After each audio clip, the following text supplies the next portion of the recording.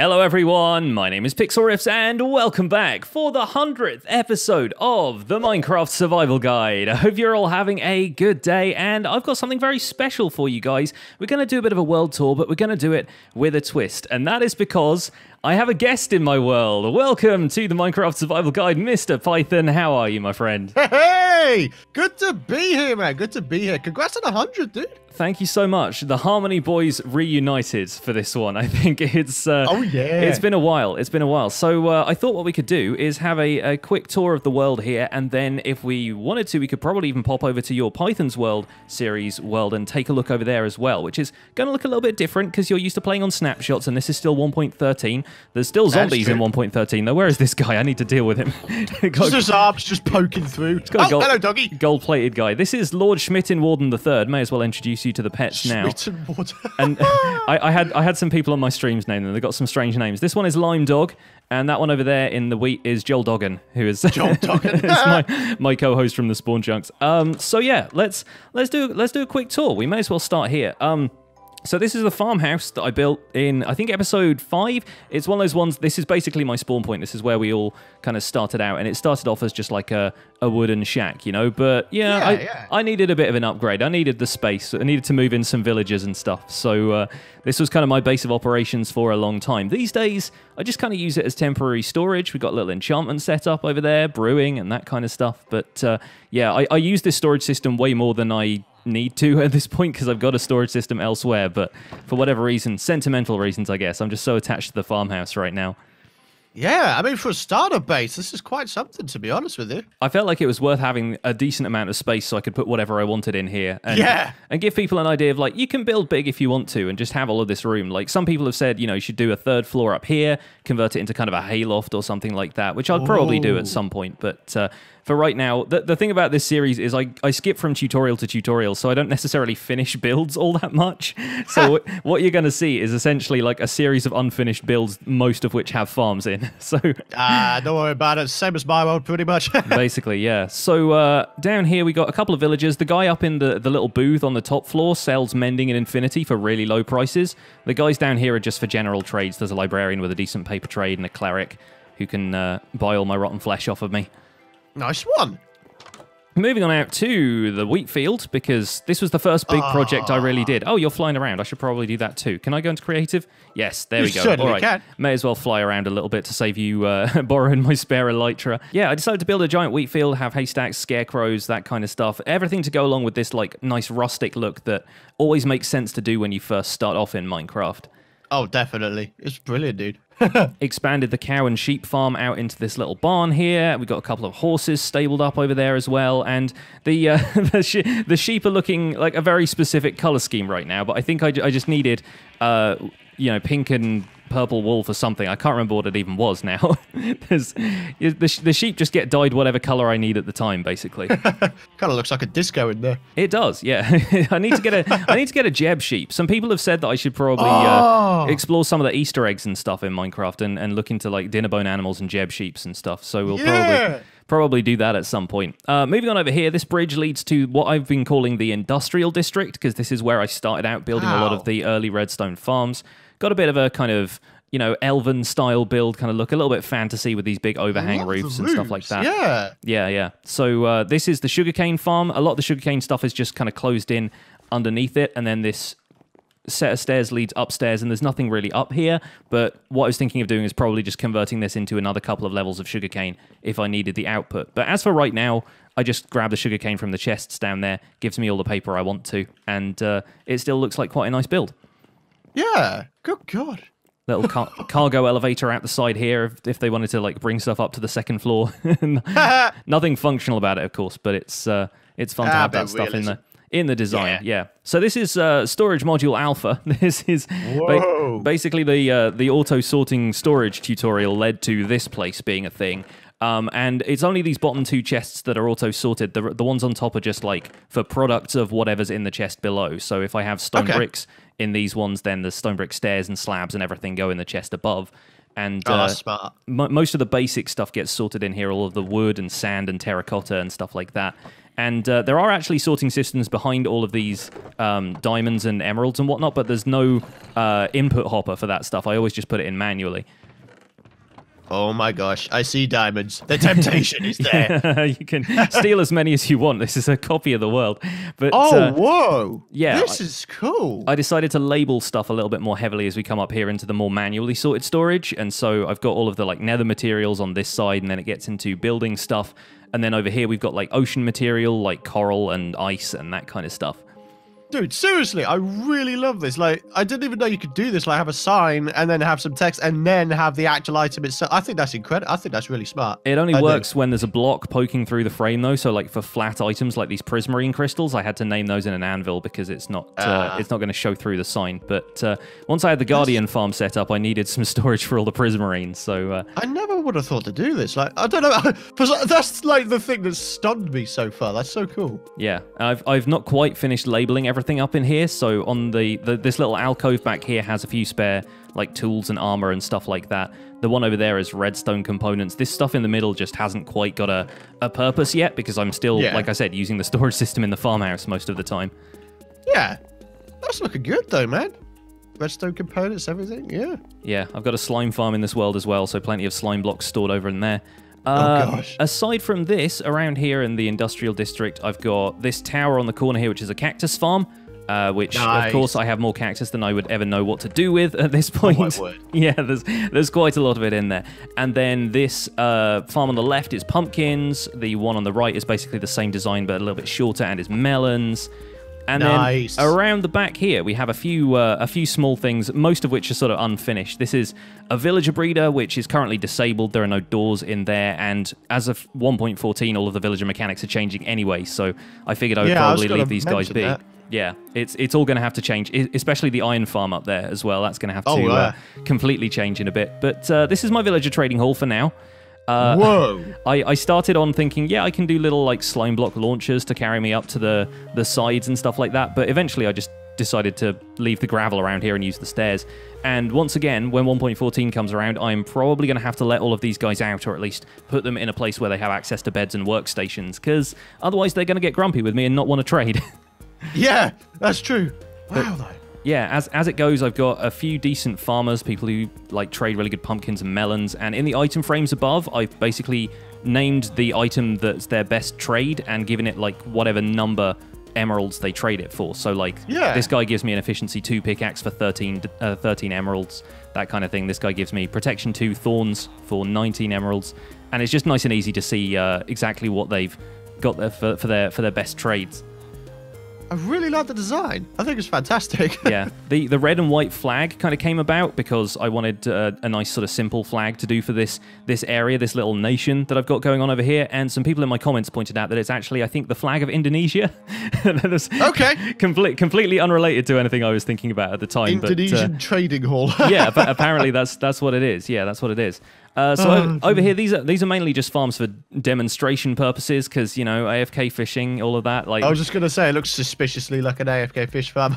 Controversial topic, but yeah, I've got no storage for it here or anything. I just wanted to show it off in the video more than anything else, because I already get all of the books and stuff I want mostly from the villagers or my enchanting tables, so not really any need for AFK fishing. I was by the time I demonstrated that, I was so far out from early game that it just really wasn't necessary at that point. But crop nano farm, the usual kind of thing, just throw a carrot or two in there and it'll do its job. Let's see. Whoa. This is a lot more compact than the design I've been using. Yeah, all you need to do is just pop a carrot in there, and the timing of the piston on the left-hand side, it kind of pushes and pulls it like that. And breaks the farmland, breaks whatever crops are growing in there because of the darkness. But you can't plant stuff in darkness now, so you basically just have to stand here, usually without a shield in your hand, and just hold down like that. And it's slow, but it functions as a nano farm, so I can trade carrots with my villagers if I want to. Yeah, that's really, really cool. I like it. Just love it when things are like proper compact into a really small space, but still work. Yeah, and if I was building like a cave base or something, which is probably something I want to do in future, because a few people have requested, like, you know, show us like an ethos-style man cave kind of base. Yep. Yeah, exactly. I was thinking about maybe moving some farms like that into a cave base in future. Over here, there's actually a similar nano farm design, but for cocoa beans. Like if you grab a cocoa bean from the wall over there, and then just pop it on that jungle log there. It does the same whoa. thing. It bone meals them, and then just the jungle log behind there gets pushed and pulled by a sticky piston, which breaks it once it's been bone mealed, and you just get tons of cocoa beans that way. So little cocoa bean nano farm. That's really cool. And of course, if you want to, you've always got the large scale farm here. If you want like a shifting wall design. Yeah. That kind of thing. Nice and easy to replant. Over here behind us, we have, actually in the distance, you'll kind of see the posts for my first like proper stone quarry. This was before I had a beacon or anything like that, and I just wanted to mine a ton of stone. So I did like a nifty little time lapse where I just dug out a bunch of this area when I needed building materials. But then this little section here is just a bit of a lo-fi cobblestone generator. Yeah. So this is just producing a flat square of cobblestone that anytime that's enabled, it just pumps it out. And everything gets fed around using a piston feed tape. So it'll slowly fill up this area. Extends to the maximum length that a piston can push it. It's like 12 blocks. And then something like that. Once one gets pushed underneath this observer at the bottom, it automatically turns off. So it doesn't jam up. Wow. Which, yeah, I thought was kind of cool. It was a design I sort of came up with myself. And I'm really quite pleased with it. Yeah, it seems to work quite nicely, man. That's awesome. So that's it for the industrial district. Let's make it daytime, actually, because it's a little bit prettier during the day. Iron Farm is a pretty standard design. It's the usual sort of thing. A few villager cells up there, nothing too special. Pumps out maybe 40 iron per hour.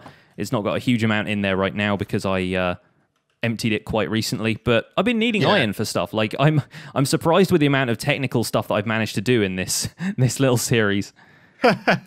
I mean, for a single player, well, that's all you need, really, like 40 iron per hour. Let's return to the farmland, and up here on the hill we have my one chunk windmill design. It's probably one of my favorite things that I've ever done for the one chunk series, so I thought it looked good up on the hill. Yeah, it's got little hay bales and stuff. There's nothing much in it. There's a spiral staircase leads up to the top, but I don't really have anything planned for this building. It's just kind of there to look pretty on the edge of the farmland, really. It's one of the things I've always been wanting to get more into. Like, I always feel like things have to have a function. Yeah, exactly. To be worthy in my worlds. That's the kind of thing that I started off doing in this world, but then I thought, I'm going to want to build like a massive city. And not everything in there is going to be able to have a function. So if you look over this way, you'll see the beginnings of a massive city. Oh, yeah. If you fly up to like maybe 100 or so blocks up, because if you look at this from above, you'll start to see kind of the pathways and stuff I have planned out. And I haven't actually got this bird's eye view on the world since I've done the pathways in the first place. I haven't even been up here with my spectator account really for a while. So it's really interesting seeing some of the buildings and stuff come into place and figuring out where everything is. But that ravine there was actually natural. It was there to begin with. I haven't dug that out with TNT. And I decided to just terraform the whole thing. So it's got the layers of stained glass in there for that fog effect. And then the outside, I just did it all in concrete powder and cyan terracotta and like magma block veins up the walls. I think it looks fantastic. I watched you go through this and just blast it. Yeah. It was fun. It's fun. TNT's a fun time. And, 1.14, you'll get all your stuff. So Yeah. I'm so looking forward to having, like, mining sessions with TNT that actually, gives you enough blocks from that whole thing. For sure. But these were recent additions here as well. Like the whole fiction of this is that this ravine has some kind of like magical material or like some sort of magma-based power source down here that the people here are able to excavate using these machines. And so basically the entire town is going to revolve around like industry relating to this ravine. It's going to be full of people mining out the place. There's going to be cranes pulling stuff up from the mist inside of here. And there's going to be eventually at this end of this ravine, I'm going to build a castle, and the people in the castle basically control the entire town, and they're in charge of like who is able to take what from the ravine, and they kind of tax everything basically. So that's the way I have it imagined in my head. So it's a very kind of medieval fantasy style theme that I'm going with for this first thing. And people have said if I'm going to build like modern stuff in future, and I'm probably going to do that in a completely different place and start a whole new project for that. Yeah, that certainly makes sense. I mean, this valley here you're right. It seems like a natural place to have like a massive castle in it. Just kind of blocking the way and making sure that if anybody came over from like the Tiger over there, then they'd have to pass through the castle and like pay whatever taxes that happened to the lord of the place happened to charge them that day. Yeah. Wow. It's just amazing, dude. It really, really is. My plan for this whole area, because it's so focused on this ravine and all of this fiery energy and stuff, is to have 5 different blacksmiths, all of whom have like this guild in the center of town. And the big building over there with the stripped spruce roof is the blacksmiths guild, and this is one of the blacksmiths here. So this is basically the building I built around my first proper auto smelter. Oh, nice. So this is just 16 furnaces, and once the new like smelting blocks come in for 1.14, like the smokers and blast furnaces and stuff, there's gonna be a total of 5 blacksmiths in this area. This guy's just gonna do the general stuff. There's gonna be one in the forest who specializes in smoking stuff, and I think the one in the castle is gonna have access to all the blast furnaces, so they're gonna be able to smelt ore really fast and kind of keep control of that whole market. So yeah, I'm looking forward to playing with some new smelting stuff, and having like smithing tables and anvils and stuff just scattered around here would really make it kind of atmospheric and forgy. A little bit of other stuff to look around. Most of it is sort of unfinished, but I've got a little market area down here. These houses on the top of the sort of platform here are meant to be sort of higher class houses. They're the kind of thing that might sell luxury goods like jewelry and like outfits, clothes, that kind of thing. I love the block palette. I really, really do. It seems unconventional, but it just sort of works. The episode I built this was about building with blocks you hate, and I was determined to use granite in something. And I found that mixing that in with like the bricks and the terracotta, it all sort of works together really well. And having that as like a little low wall around this, and then have whatever houses I want coming out of the central section of it, made a lot of sense to me. Yeah. Nice. So if we hop down here, there's just a few little market stalls. There's like a fish market guy. There's a book stand here. And these houses on the other side, there's like a butcher in there with like a little kebab meat on a spit kind of thing going on. Oh, yeah, there it is. And there's a baker here, and this one's got like a doorbell that rings when you come in and that kind of stuff. I wanted a place to put this painting as well, because I feel like it fits in quite well with the cake and the bakery kind of thing. It looks like a big cake stand, even though it's actually Donkey Kong. That's amazing. Ding, ding. The Blacksmiths Guild is the big building in the middle here, and it's got a few things in it. It's not like strictly finished, but it's got like a little reception area. There are some little offices down to the side, and the whole building is like a C shape. So if you go out the back of the reception area, there's like a little yard where you could take deliveries and that kind of stuff. So if you come through here, you can kind of, it's got this nice open courtyard. And I really wanted to do more stuff like this in this world, because normally when I build buildings, they're just big square things or like variations on the theme of like a closed-in square. But this one is just a giant kind of C shape or a V shape, and it's got that open courtyard in the middle. I think it worked out pretty well. Yeah, strange shapes, man. If you can make it work, It looks really, really good. I enjoy this. Coming out this way, this is the beginning of the Old Town area, which is going to be kind of like a rundown swamp area. And maybe this is where like the original town was before everybody had to move to the land, because it all started to sink into the swamp. But yeah, I built this house in a couple of episodes ago, actually, and I'm starting to really like it now. At first, I wasn't quite sure. It looked really kind of like, you know, broken up, and all of the wood textures everywhere looked a little bit messy, but I kind of like the fact that it's messy, and now all of the vines are growing up it. It kind of works out. Oh, yeah. So that's... fits the area. It's getting that kind of swampy vibe, yeah, for sure. And then the main sort of centerpiece of Old Town is going to be this kelp farm, and then one of the blacksmiths who's going to be using kelp blocks as his fuel. So, yeah, it hasn't had time to run for particularly long, but already it's filling up into that second chest, which is good news, because, yeah, I will need a lot of kelp blocks at some point. So this is a standard kelp farm. Apparently, this is the type of farm that I think Cubfan built originally, but it just made the most sense to me, having these rows of pistons, having it work basically like a sugarcane farm, you know? Yeah. Certainly seems to work. And nice and quick. Yeah, sometimes the kelp flows over so fast that it like flops down into the other side and has to rise to the top again. Like the water streams in 1.13 really move items around super fast. Yeah, they really do. It's nuts. So that's it for the central area. Aside from, there's a fun project that people haven't probably seen, so this is an exclusive for this video. If you come over the mountains to the other side here, I've been working on this set of like ancient ruined archways that aren't really going to feed into... They're not going to be part of like the survival guide series at all, because I'm not doing tutorials on them, and it's not part of like the main area I want to build. But I love the idea of having just mysterious background detail and spotting stuff like this in the distance as I'm going over to, you know, do stuff for other videos. Just flying over the top of this and seeing all of these archways. I thought that'd be kind of a fun project to work on. So I've just been bashing these out on streams occasionally, and once I got the pattern down for these pillars, I can just build however many of them I've got like stone for. So I just tend to build them like absent-mindedly and talk to people in the chat while I do it. Yeah, there's some sort of ancient story, and it's just broken up. Yeah, I love exactly. It. And people have said this looks kind of like an overworld version of a Nether Fortress. Oh! So maybe there's some sort of lore related to that. Maybe like the Pigman civilization built this before they were zombie pigmen or something like that. I don't know. There's probably some sort of story you can weave into it here and there, but that's for people who are smarter than me, I think. Oh, for sure. And over in the distance, that way you've got a beacon mine, but that's just your standard, like, you know, there's carve out all of the stone kind of thing. Let's go to the Nether, because I have a ton of stuff in the Nether. Well, I say a ton of stuff. I've started to build some things and then changed my plans, you know, every other week. But we've got a little bit of a Nether hub going in here that leads to a bunch of my other projects. Whoa. Okay. So originally this was going to be a big castle, and I wanted to build my castle sort of in the Nether and have it be the place that led to everywhere else in the world. And that idea didn't last very long, mainly because some of the stuff I wanted to build with is miles and miles away, and having a castle that big just kind of seemed ridiculous, right? So I've got a few walking pathways that lead out to various places. This one here leads out to a village where I've also got my ink farm. It's nothing too special. That one there leads to a swamp, and that was like basically the first Nether portal I ever made that wasn't just at my own base.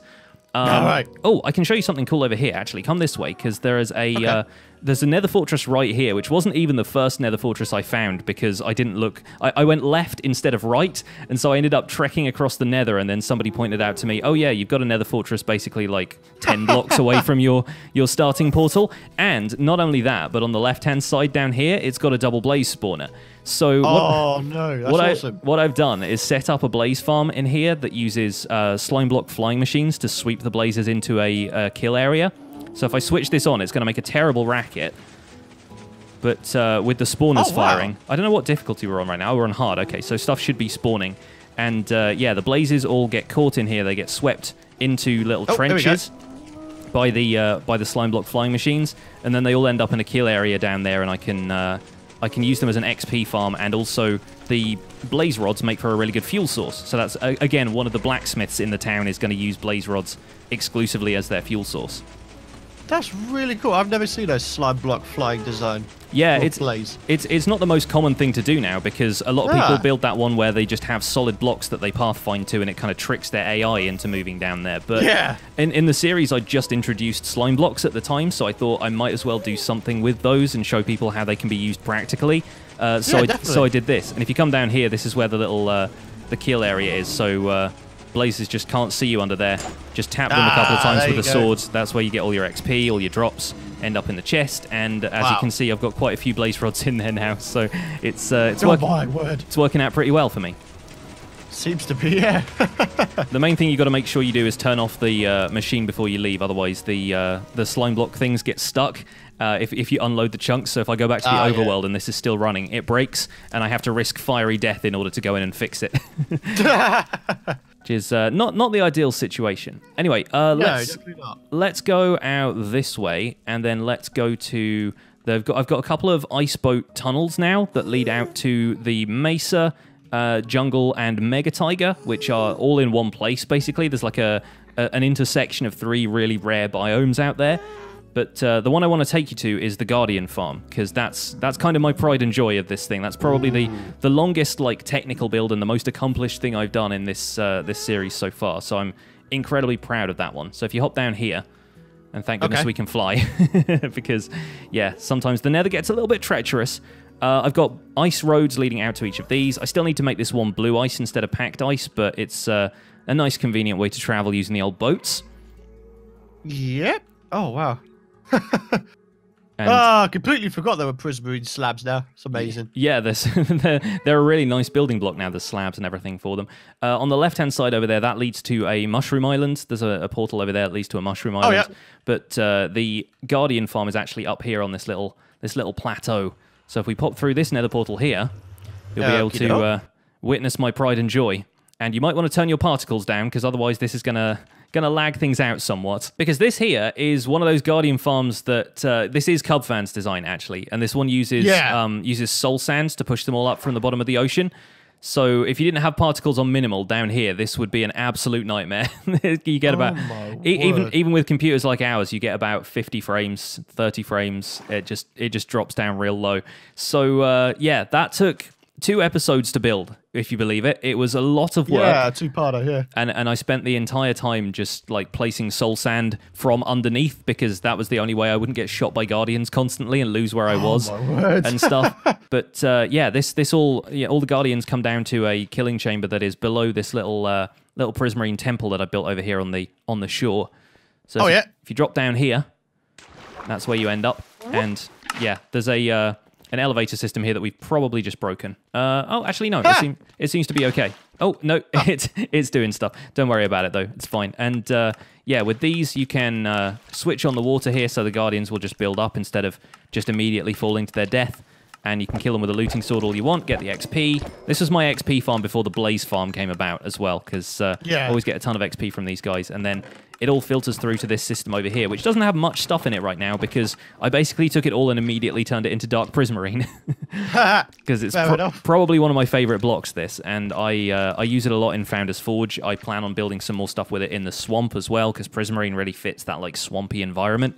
Almost feels like it's got vines growing up it already, so I think I'll probably use a little bit of that around the place. But yeah, this is probably my biggest like technical achievement, I suppose, and it's once again mainly thanks to Cubfan that this stuff exists. But yeah, I'm pretty proud of it. It's insane, dude. Like, in my single player, I'm definitely gonna make the design like with the soul sand and everything, because it just makes it. I've already got a Guardian farm. It's like a really old design, but this one, oh my gosh. Yeah, and from what I understand, some of those older farm designs are still like roughly as efficient, but this one to me just seemed like the simplest one to make. Like the fact that you can just cover the ocean floor in soul sand and it just works, give or take placing all of those fence gates. Like, I saw you go through that. when I built this, I was like, I never want to touch another fence gate again. And then, like, I think 4 or 5 episodes later, I built the ink farm, which was also entirely fence gates. So I'm a glutton for punishment. What can I tell you? So yeah, I kind of think that's mostly it. Like, oh, there's one other thing that I didn't show you back at the farmhouse. So we might as well go back there to round off this little tour, because there's a little bit of stuff there I want to show you. So the one thing I forgot, and I can't believe I forgot it because it's like looming above the swamp, is the hot air balloon. Yeah, this is my passive mob, my like hostile mob farm, and this is 128 blocks above sea level, so basically it's away from any spawnable space that might be around the swamp there. Whoa. And yeah, if you stand there, basically a ton of stuff will fall on you, because it's actually more than 23 blocks away from the spawn platform if you stand here by the kill sort of floor.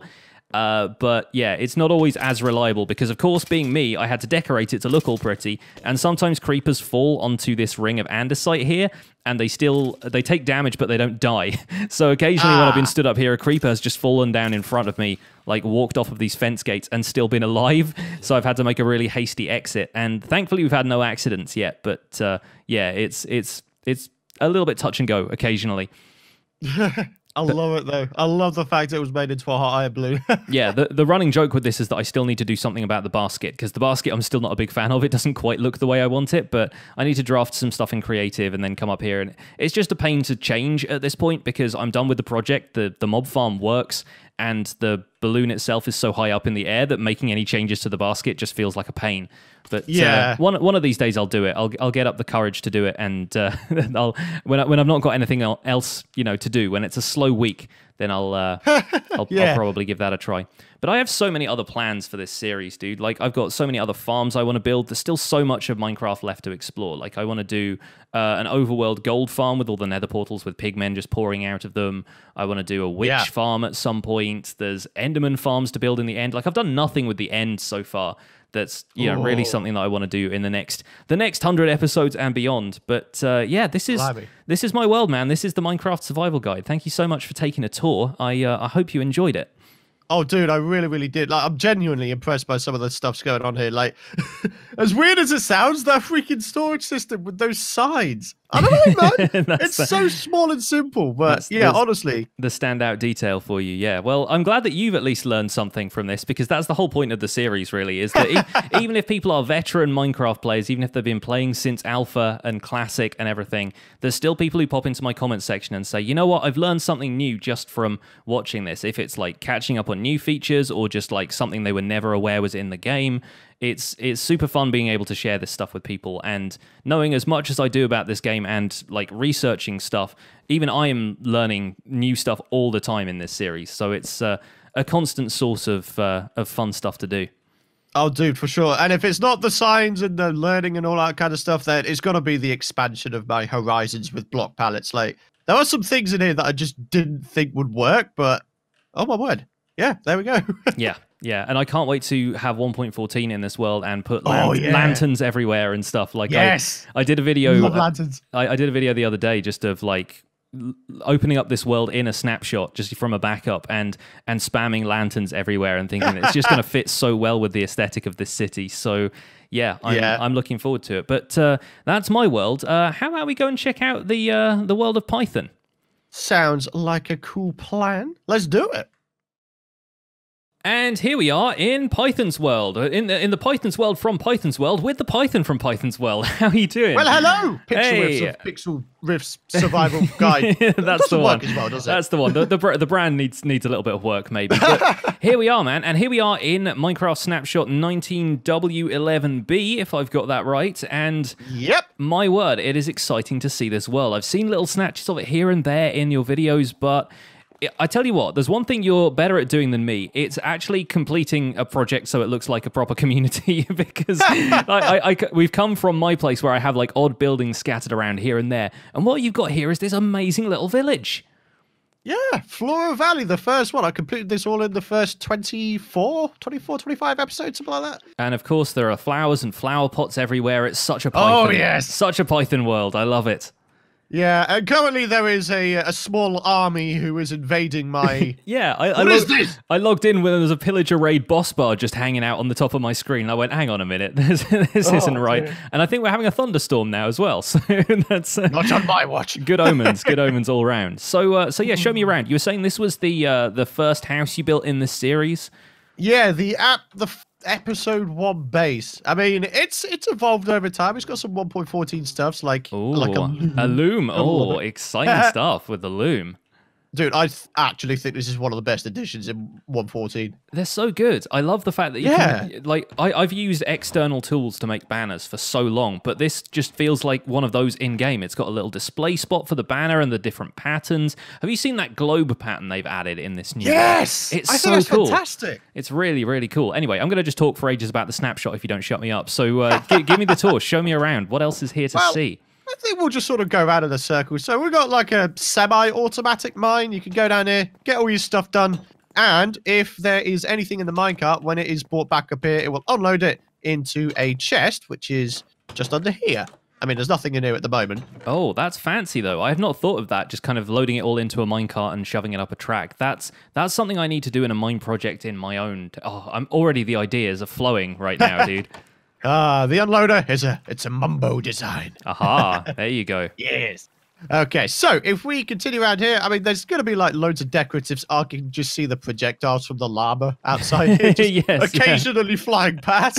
I came into a pillager dance party. A pillager dance party was taking place, and yeah, they were all hopping up and down outside that wall, and there's a llama just slowly spitting on them. Which I don't know.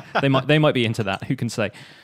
Yeah, but there's a small little nether portal room. I mean, it's a pretty quaint little design, I think. I love the natural touches as well. That's so consistent with all the flowers and leaves being everywhere. And just having these little waterfalls in here makes it so peaceful after you've been to the nether. Yeah, definitely. But yeah, as we keep going around, there's just going to be like really tiny builds that, for the most part, serve like a really basic purpose. Like, this is my out-of-this-world storage room, which has got things from other dimensions. I tell you what, though, color-coded with the poppy on that side for the nether and the allium on that side for purple from the end. That's very cool. That's very cool. Oh, I'm so glad you saw that. But we continue around. There's like a comment question of the video book storage area with quite a lot in here at this point. Yeah, wow. You've got like all of the episodes. My gosh. And you've done so many more episodes than me by this point as well. 141. Yeah. Oh it's my pretty goodness. nuts. Before long, you're going to have to move out of this place. You've only got up to 217. Although I guess you could probably just put chests on top of these, couldn't you? There might be some room in there. Certainly true. As we continue around, there is a bakery on your left and also a little mini. Oh my god, I forgot these guys have got the new designs now. That's so cool. I love the fact that librarians have books on their heads. Like some people thought that looked like a little kind of Turkish hat, like a fez or a turban or something. It's actually a book with a bookmark in it. It's so funny. Oh, that's interesting. I can't interact with them. I wonder if that's a snapshot thing, because these guys were actually old villagers at one point. I think it's because of the raid. I think you can't trade with villagers while a raid's going on. Yes, you're completely right. You are completely right. There are a couple odd, trading materials up here sometimes. But that's about it, really, for this particular place. Nice. Look at these guys. I like the little bakery as well. Yeah, they're all running around with crossbows, not really sure what to do.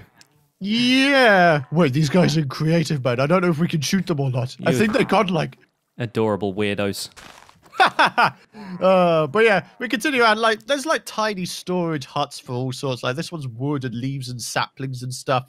Pretty simple stuff. It's nothing fancy about it, really. Yeah, see, where I've got all of my stuff kind of centralized in one place, you've got all these little nice storage rooms for it, and everything's themed and stuff. I like that. It's got a very kind of like almost like interior design style thought process to the whole thing. Whereas I've just gone for like larger structures and everything in one place. Yeah, for sure.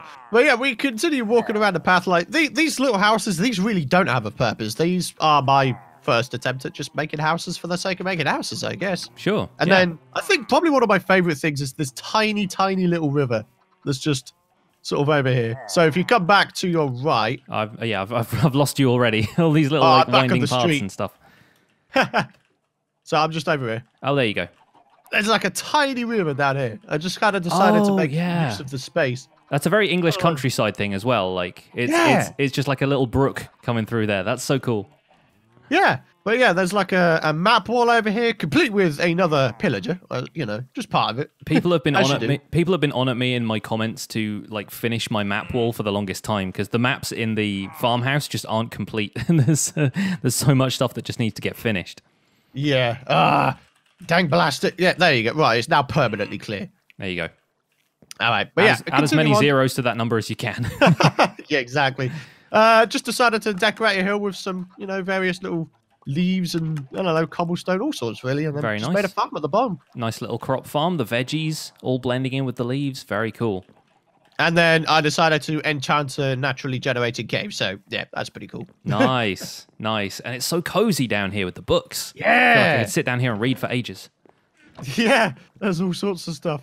Oh, blimey, O'Reilly. I'm just trying to think. There's probably like one more thing to show you, which is my like double spawner room. Sadly, they're not within spawnable, distance of each other. Right, okay. But you can go to one or the other kind of thing. Yeah, if you're at one corner of the room, it activates one. If you're at the other corner, it activates the other. So this side would be the skeleton spawner because, there's like little symbols. Nice, okay, yeah. And then you got the...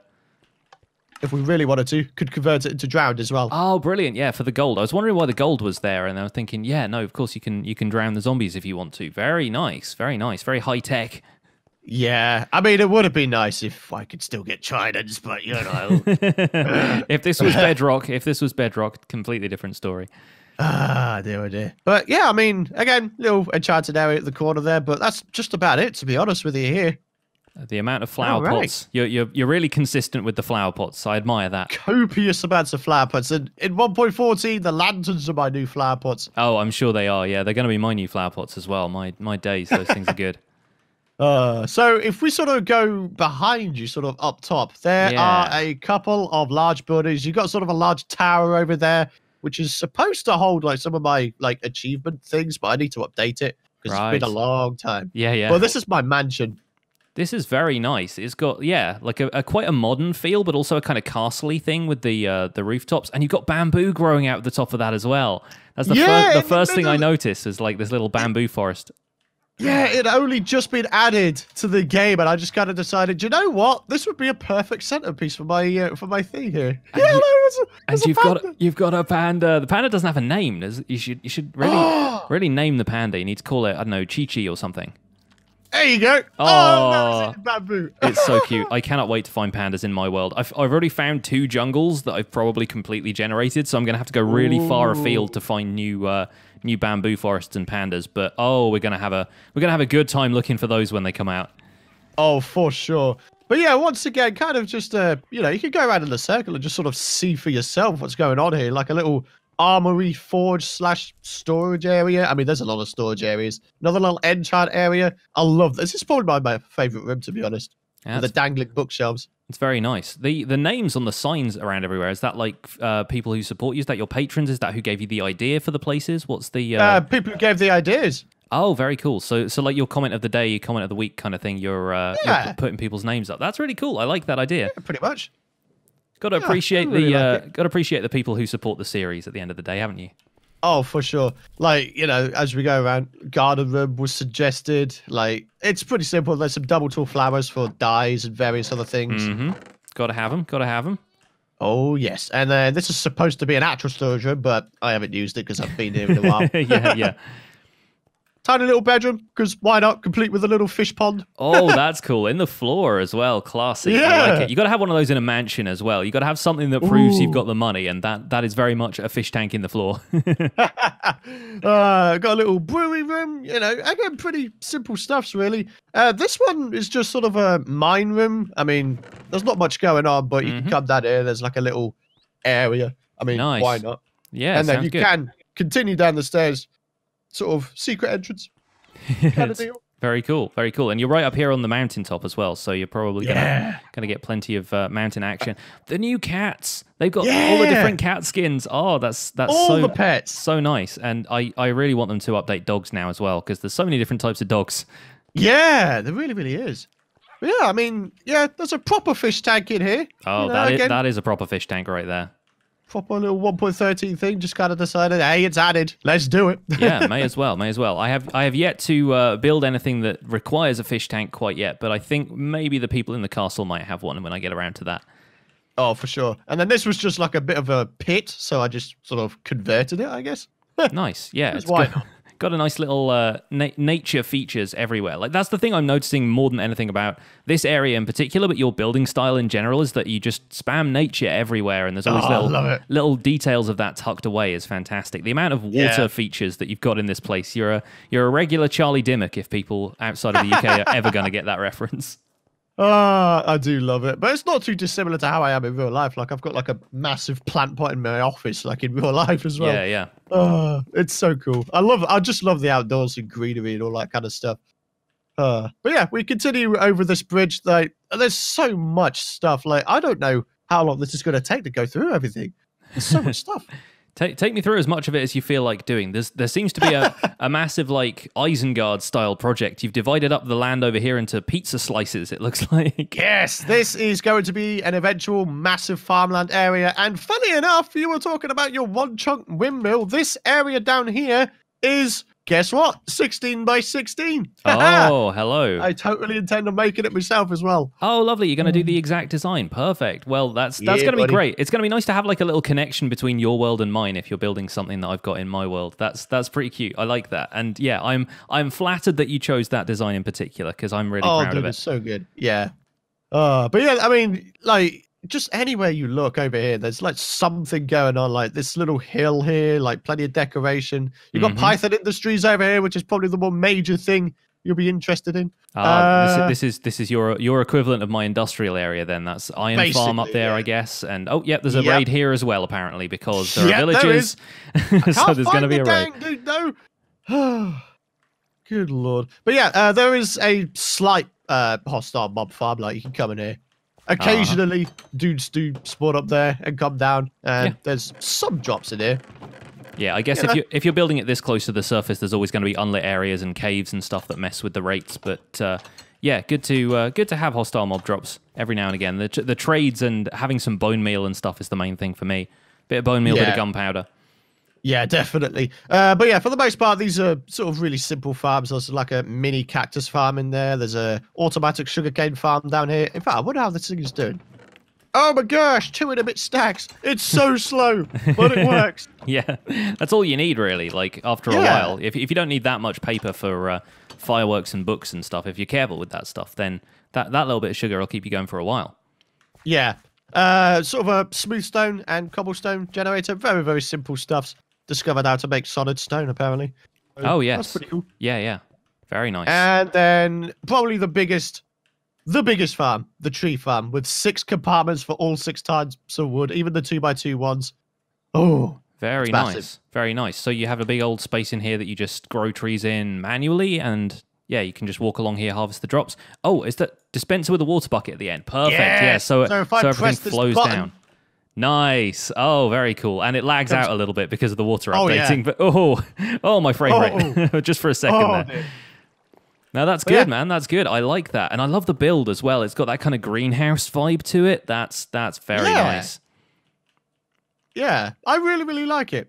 But yeah, there's still, a fair amount of space in Python Industries. There's loads and loads of space. I mean, I think the next thing I was thinking of making is like a netherwart farm, maybe a couple of nano farms here and there. And well, now that I have a design in mind, the jungle campsite is probably the only other place of interest, but it's going to take us a long time to get there. So how about a bit of a jump cut, then we can have a look at that. Sounds good. YouTube magic. All right, man. So, the jungle campsite, this was my season 2 project in this world. And, well, I don't know, man. I started to make a couple of tent designs at the end of season 1, and I kind of decided, hey, I've never built in a jungle biome before, so how about we go all out and have everything be a tent? This is absolutely gorgeous. I love the jungle logs. I mean, the new texture jungle logs, especially with that brown wool, looks really great. If you come up here and you look around with all the bamboo and everything, this place just feels so nice. It's so atmospheric, and this whole thing just looks so cozy tucked away down here. Yeah, I think, as funny as it sounds, I think probably my favorite part is got to be the surrounding pond. Yeah, it's really, really nice. And the fact that you've got campfires in here and you've just got the smoke rising up from the jungle trees. Oh, that's so nice. That's so very nice. All the 1.14 stuffs, man. I mean, if we just look around, I mean, I don't know. I feel like, oh, hello, just a casual parrot flying around. Eventually, I wanted to get, like, villagers in every single one of these. I tried to get one of those trader villages, but sadly, they despawn no matter what. Yeah, I even put a name tag on him. The wandering traders do that, don't they? Yeah, but oh boy, it's so nice. And the little touches of color you've got with these little trading stalls are really what this place needs. Aside from all of the, you've got the big brown tents everywhere. You just need that little pop of color to set this place off. And of course, lanterns everywhere. Oh yeah, as and it the should berry be. bushes. There's loads of stuff. Very, very nice. Hey dude, check it out. You were talking about Easter eggs before. Oh, there's the Jeb sheep. There he is. There we go. He was brown to match the tent, but I was like, do you know what? We could do one better than this, Yes, speaking of a pop of color, there he is. Fantastic stuff. Brilliant stuff. But again, I mean, no matter where you look, I mean, there's just stuff going on. Like, we got a trader llama. I managed to capture one of them and put it inside of a little mini tent. I'm just over it.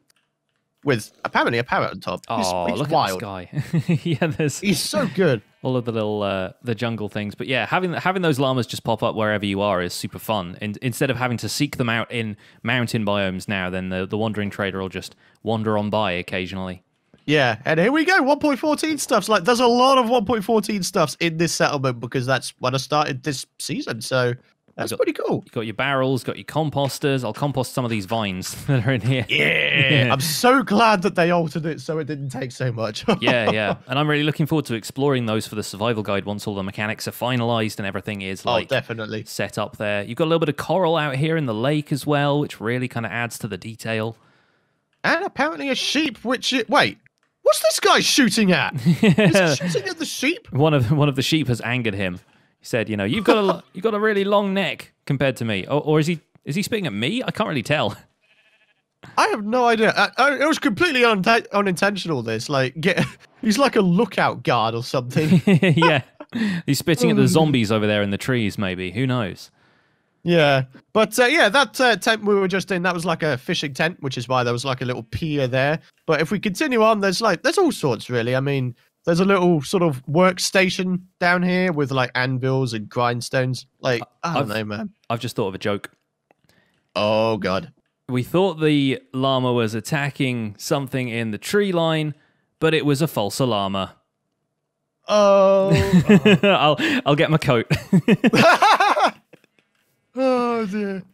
Well, yeah. Insert some sort of sound effect. Insert face palm here. Doing Yes. sound effect. Had to do it. Had to do it. But yeah, I mean, like, there's just so much stuff going on. I do have like a massive storage. Wait, this one, I think this one's got a dog in it. Yeah, there he is. Oh, little doggy. I like that you've got tents for all of the animals and stuff as well. It's cute. It's Yeah. taking care of them all. How it should be. But then just, you could just go in any of these things and there's some sort of function. Like this one's just got barrels for storage. Why not? Oh, the And barrels. then The barrels are we've going to be got- so good. Yeah. And then we've got like actual storage in this one. Oh, very cool. Making use of the vertical space as well, getting those up on those shelves. That's real nice. And they're all at least within reach. Oh, the bell. Ding ding. Gotta do it, man. I can't wait for that to actually do something. Like apparently in Bedrock right now, if you ring one of these bells, all the villagers run around like crazy. Hey, did you know if I was to go and do this? Hey, it gets triggered by bow shot as well. Yeah, That's so great. It's super cool. Are you enjoying the crossbow? How are you finding the crossbow? Oh, dude, it's super cool. If you get piercing and quick shot, which I do have it on here, yeah. Piercing and quick charge, like it's unbelievable. Multi-shot is pretty fun, like if you have like a small army after you, but for the most part, it's pretty useless. Yeah, it's kind of like the bow equivalent of having the sweep attack on a sword. Really, it's like if you're surrounded by zombies, it helps. Ooh, Yeah. and then a little nether portal area. yeah, a little nether cave. And I'm just trying to think. I think that's mostly it. Aside from, I tell you what, me being such a butterfingers, I'd be walking in lava every time I came in here. Oh gosh, I'd just be walking to one side or the other. I'd be too careless. I'd be looking over at something else on my desk, and yeah, I'd be in the lava before you knew it. So it's a good thing that I don't build little cubbies like that for the lava to go in.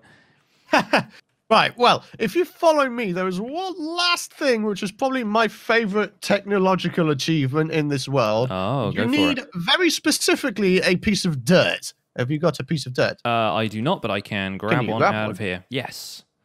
There we go. Right. I have 64 pieces of dirt. Oh, wow. Okay. So, you see this oxide daisy here? If you throw a dirt block very specifically on that block, see what happens. It's got what? Oh, hello. The lag spike was real, and then there's a secret base with a hidden staircase. Wow. And have you put this parrot in jail? What's this parrot done to you? He's supposed to be my alarm system. Oh, right. I see. Are there creepers around? Listen to what the parrot says. He's like the omnipotent. Omnipotent? Yeah.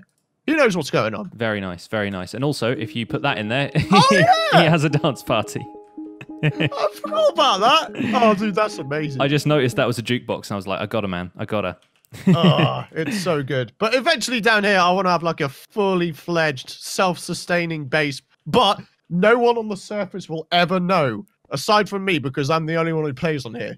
Very nice. Yes. No, that's very cool. I love the secret entrance. That's perfect. And having it just like that one flower in particular, I think that's genius. I need to start doing more hidden entrances and redstone stuff like that in my worlds. So you're definitely fueling the fires of my inspiration there, my friend. Oh, dude, for sure. And the flower, it was actually a suggestion from one of my peeps, so that was pretty cool. There you go. Shout out to the peeps. And then you can put another dirt block in there, and it'll close it. If I have a dirt block on me, there we go. Hey, there it is.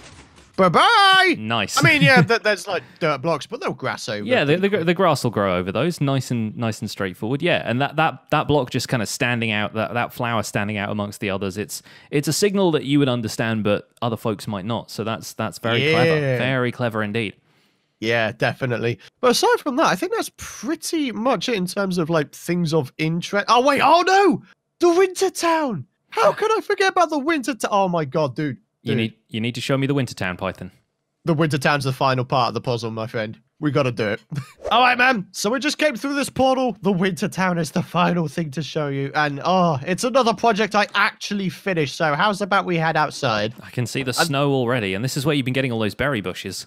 Oh, yeah. But dude, honestly, the best way to look at it is probably from the sky. So yeah. I'm like well above it right now. Yes, definitely. This is looking lovely. You got a lovely kind of tree, lovely festive Christmas tree in the center, and the ice spikes all around you as well. I only got to an ice spikes relatively recently, and it's so nice, so picturesque. Yeah, I mean, this was the final thing I built in this project for Christmas specifically, so nice little nod back to that, I guess. I like the use of the terracotta blocks as like wrapping paper. That's super nice. Yeah, definitely. But again, kind of similar to the jungle campsite, it's kind of like a circle deal. You can start wherever you want and then just sort of have a look at what's going on. So, you know, it's just something I do, really. Just like huts for every kind of functionality you need, I guess. Yeah, little miniature storage houses and bits and pieces like that. Very, very cool. And the whole thing is still like incredibly consistent. You've just got the same little patterns everywhere, and you've got the lanterns and the bushes, and it really all feels like it fits in. Although you've got little touches from other biomes. I've noticed the little bamboo stalk here in the flower pot. Yeah, and the little villager omen banners. Oh yes, there they are. Looking a little bit menacing as you come down into this otherwise very peaceful looking house. Yeah. Oh, I love this cozy living room. Very nice. Got a fire burning in the grate, and yeah, lots of little kitchen area around here as well with the blast furnace. Yeah, there's all sorts of stuff going on here. Just no matter what cubby hole you look in, there's something there. There's something there. Like this one's got a grindstone in it.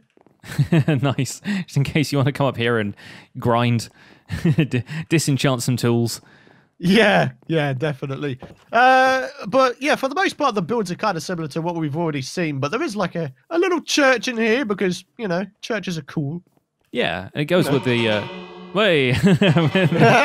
That's how they get people through the door. And kind of goes with having the Christmas tree nearby as well. Like little touches like that here and there. You can imagine people coming in and carol singing and that kind of stuff. Yeah. And there's a polar bear in here. I managed to capture one. In fact, there's a couple polar bears around here, actually. You're probably the only person who, you know, places any kind of value in polar bears right now. Everyone else is real mad that they don't do very much. But yeah, nice to have them around, especially in a town like this. Yeah, just a little two-tiered animal storage thing, because that's just kind of what you do. Very nice. And barrels in the floor for storage. That's very clever. Yeah. I like that. They fit in so well with all the spruce planks and stuff. Yeah, definitely. So this one is basically just I don't know, like a ore processing thing. I mean, there's like access to a cave down there. Nice. Blast furnaces, you know, 114 stuffs again. Beautiful. And then there are a few buildings that don't really have much usage. Like, I mean, just some houses here and there. Just nice and quaint. Little winter cabins. Yeah, definitely. That's like my actual dream. Like Northern Canada, snowy pine forest in a log cabin, roasting a marshmallow in front of a fire with a cup of tea. As long as they've got good internet. That's what I would add into the bargain. No, very cool, very cool. And yeah, the lanterns were just made for an environment like this as well. It just makes everything feel so cozy. Yeah, definitely. Dude, again, one of my favorite additions to 114. Like, it's so good. Mine too. Hello, There's the other polar bears. One of them was a baby when I got them here, but, you know, they grew and everything. And yeah, again, crop farm. These barrels do actually have stuff in them, like, occasionally. Nice. Bit of melon, bit of sugarcane. Nice. Try to cram in as many crops as possible, I guess. Clever little designs, good use of the space, and yeah, still kind of fits in the theme of the area. It's amazing how they managed to grow melons in this cold climate, but somehow they do. Yeah, for sure. But yeah, I mean, to be honest with you, I think that's just about it for, you know, stuffs I wanted to show you in this world. I mean, I love these lampposts. I think they're fantastic. Yeah, really good, really good. Can't wait to work more of that stuff into the design of my city. And I tell you what, thank you so much for the tour. It's given me so much like inspiration, and I hope it's given some inspiration to the folks at home watching this video as well, because this is what a world looks like when you put time and effort into it and just go for a theme and make it happen. And Python is the master of that. So if you have not checked out Python's Python MC channel and the Python's World series, I thoroughly recommend it, because that's where you're going to see the magic happen. That's where you're going to see all of this stuff get put together. And thank you so much for playing host today. It's been wonderful to look around. Oh, dude, no worries, no worries. Likewise, I've got a load of inspiration from your world, especially that windmill and those signs. Yes. Awesome stuff. Well, dude, I appreciate it. Thank you so much. Yeah, no problem, no problem. And yeah, for the folks at home, that's going to be Pixel Riffs and Python GB together at last for the first time since Harmony. But we're going to sign off for today. So thank you so much for watching. Don't forget to leave a like on the video if you enjoyed it. Subscribe to both of us if you want to see more. And we'll see you guys soon. Take care. Bye for now. See you later. I always leave in a little bit of footage at the end for like an end screen, so I have my patron stuff come up over that and like the ad for the podcast and stuff. This time it's just going to be this llama spitting at these pillagers. Yes. Record myself 30 seconds of this because this llama is absolutely wailing on these guys and they don't seem to care. That's so hilarious. I love it. This third-person view is messing with me, man. Like, where's my head now? Proper head bash. I love it. Yeah. It's